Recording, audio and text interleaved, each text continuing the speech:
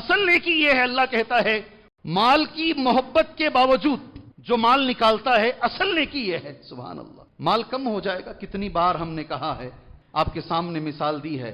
1,00,000 روپے کی زکوٰۃ میں نکالتا ہوں، 2.5 کے حساب سے 2,500 روپے میں زکوٰۃ نکال دیتا ہوں.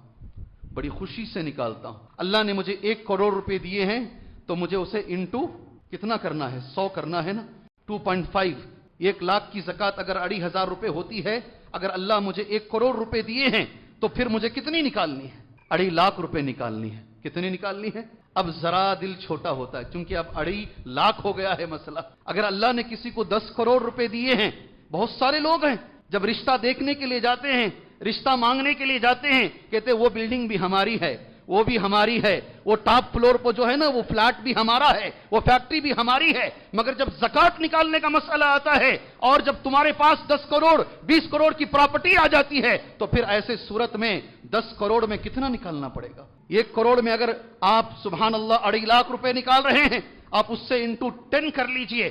25,00,000 روپے آپ کو زکوٰۃ نکالنے ہیں. اگر آپ 10 کروڑ کے مالک ہیں، اگر 20 کروڑ کے مالک ہیں تو پھر آپ کو 50,00,000 نکالنی ہے. میں سلام کرتا ہوں، میں دعا کرتا ہوں وہ سارے بھائیوں کے لیے جو الحمدللہ اس وقت بھی 10-10 کروڑ زکوٰۃ نکال رہے ہیں.